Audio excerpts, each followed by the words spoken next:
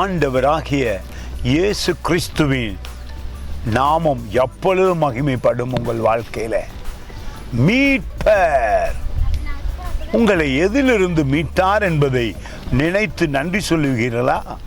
சாபத்திலிருந்து, வியாதியிலிருந்து, பாவத்திலிருந்து, மரணத்திலிருந்து, துன்பம் பாடுகளிலிருந்து, அவமானங்களிலிருந்து மீட்பர். அவர் உங்களை மீட்டு இருக்கிறார்.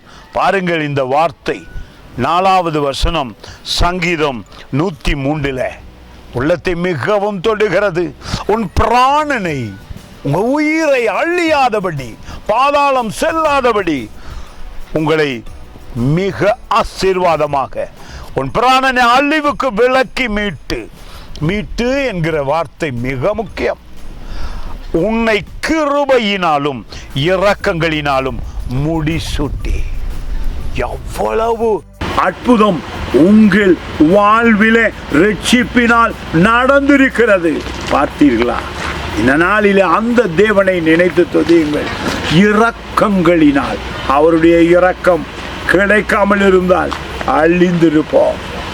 குழியிலே கிடந்த எங்களை அவருடைய இரக்கத்தினாலே, அவருடைய அன்பினாலே தூக்கி எடுத்து உங்களை நிறுத்தி ஆசீர்வதித்திருக்கிறார். இந்த நாளில் அவருடைய உள்ளத்தோடு இணைந்து கொண்டீர்கள், அவருடைய வார்த்தையோடு இணைந்து கொண்டீர்கள், உங்களை வாழ்வளித்திருக்கிறார். நன்றி சொல்லுங்கள். God bless you.